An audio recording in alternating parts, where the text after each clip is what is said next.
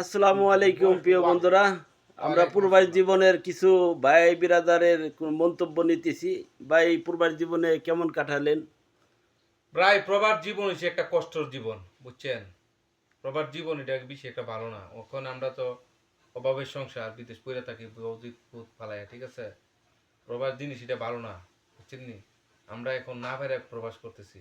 যাই হোক, নতুন যারা আসবে তাদের কোনো মেসেজ আছে কিনা বলবেন। নতুন তো আসতে হবে, আমরা তো গরিব দেশ, অবশ্যই আসতে হবে। আসলো বিদেশে ওনার ভাই শান্তি নাই, আর দেশের সরকারও ভালো না। নতুন সরকার যদি আয় দেশে, যদি আমরা কর্মস্থানের ব্যবস্থা করে দেয়, এই সরকার আমরা বাংলাদেশে চাই, যাতে আমরা নিজের দেশে কাজ করে খাইতে পারি। বিদেশ বৌদিভূত ফালায় ভাই, এটা ভালো লাগে না, এটা একটা কষ্টের জীবন।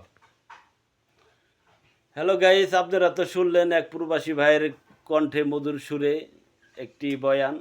যাই হোক, আমার ক্ষেত্রেও একই মন্তব্য যে যেহেতু বিদেশে বেশি দিন না থাকাই ভালো। এই যে আমার বিআই আছে, এই বিআইও অল্প দিনে ভিতরে চলে যাবে দেশের বাড়িতে।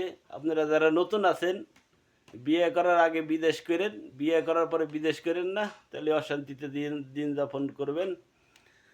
আর এক ভাই আছে, এই যে মতুয়া ভাই, হাই বলো। হাই। যাই হোক প্রিয় বন্ধুরা, শুনলেন তো আমাদের প্রবাসীর কাহিনী।